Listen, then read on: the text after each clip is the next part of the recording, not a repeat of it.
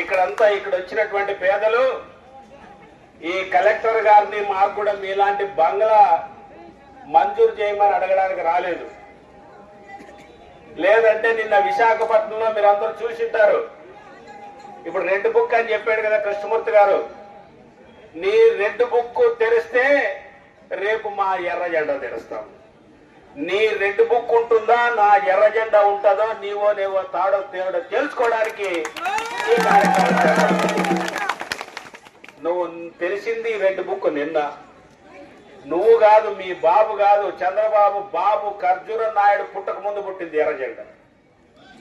ఈ ఎర్ర జెండాని నాశనం చేయాలని, ఎర్ర జెండా ఉన్నటువంటి పేదల భూముల్ని కబ్జా చేయాలని చూస్తే ఇక్కడ ఉన్నటువంటి ఎమ్మెల్యే ఎక్కడో చదువుకుని విజయవాడ ఇతర ప్రాంతాల నుంచి వచ్చినటువంటి కొంతమంది ఇక్కడ దిగుమతి చేసి ఎమ్మెల్యే గెలిపించారు. ఇక్కడ ఆ రోజు ఆయన వచ్చి ఇంటింటికి వచ్చి అడుగుతుంటే మన దళితుడు కదా, మన కోసం పనిచేస్తాడేమో కదా, మన భూములు కాపాడతాడేమో, మన గిరిజనులకు భూములు ఇస్తాడేమో అని పాపం చాలా సంతోషించి అందరూ ఓట్లేసి పెద్ద మెజార్టీతో గెలిపించారు.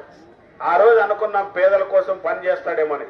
కానీ ఈరోజు చూస్తుంటే ఆయన ఇక్కడ ఉన్నటువంటి గిరిజనులు దళితుల కోసం పనిచేస్తున్నట్లు లేడు.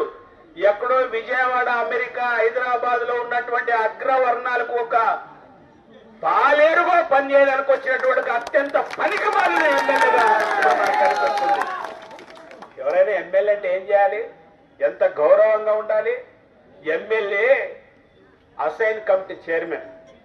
అసైన్మెంట్ కమిటీ చైర్మన్ అంటే ఈ డివిజన్ లో, ఈ అసెంబ్లీ నియోజకవర్గంలో ఎవరికి దొంగ భూములు ఇచ్చారు, ఎవరికి దొంగ పట్టాలు ఇచ్చారు, ఆర్డీఓని కూర్చోబెట్టి ఎంఆర్ఓని, ఆర్డీఓని అందరిని పిలిపించి ఏవి దొంగ పట్టాలు, ఏవి నిజమైన పట్టాలు, పేదలకి ఏమైనా ఫేక్ పట్టాలు ఇచ్చారా అని ఆధారాలు తీసుకున్న తర్వాత ఒకవేళ అధికారులు ఫేక్ పట్టాయి, దొంగ పట్టాయి ఇస్తే ఆ జవాబుదారుతనం పేదలు కాదు, ఎవడైతే దొంగ పట్టా ఇచ్చి డబ్బులు తీసుకున్నటువంటి పందుకొక్కలు ఉన్నారో వాళ్ళు బాధ్యత వహించాలి తప్ప దానికి పేదల బాధ్యత వహించాలా? అలాంటి దొంగల పక్ష నుండి రాత్రి